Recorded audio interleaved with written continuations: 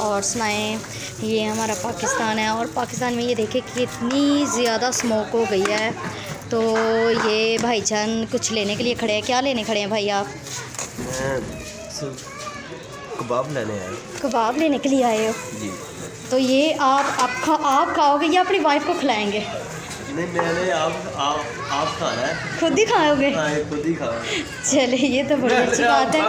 नहीं तो ये तो जास्ती होगी ना, बात सुने, जास्ती होगी ना। अपनी वाइफ के लिए भी लेके जाएं। अभी मेरी शादी नहीं हुई। ओ, अनमैरिड है ये तो। सो स्वीट, ये तो बड़ी बुरी बात होगी फिर इतनी सर्दी में और आप अकेले, ये तो बुरी बात हो गई। कोई बात। चले, अल्लाह पे भरोसा रखे, जल्दी सुनी जाएगी। Thank you. और थैंक यू। और ये वकास के नाम पे हम वीडियो बनाते हैं, ठीक है। तो थैंक यू सो मच आप लोगों के लाइक के लिए, सब्सक्राइब के लिए और हमें फॉलो करने के लिए। Thank you so much. भैया आप भी गुड करें ज़रा। Thank you so much.